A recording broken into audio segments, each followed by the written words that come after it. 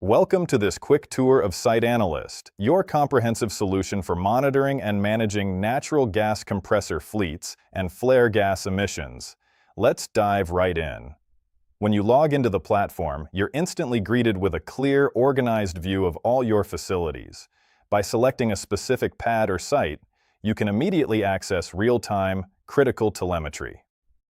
Let's take a look at the live compressor fuel dashboard. Here, you have total visibility into your operations, including suction, discharge pressures, and throughput. But this isn't just static data, it's fully interactive. Watch how easily you can swap the compressor engine model, for example, changing from a Caterpillar to a Waukesha, and adjust your gas heating values. The system instantly recalculates the estimated fuel gas consumed, allowing you to optimize your equipment's performance on the fly. Need to dig deeper? You can easily pull up detailed historical charts for any metric, like static pressure or temperature, giving you the historical context you need to identify trends and prevent costly downtime. We also make environmental compliance effortless. By switching over to the flare and GHG emissions dashboard, you get an automated tracking tool designed perfectly for EPA Subpart W reporting.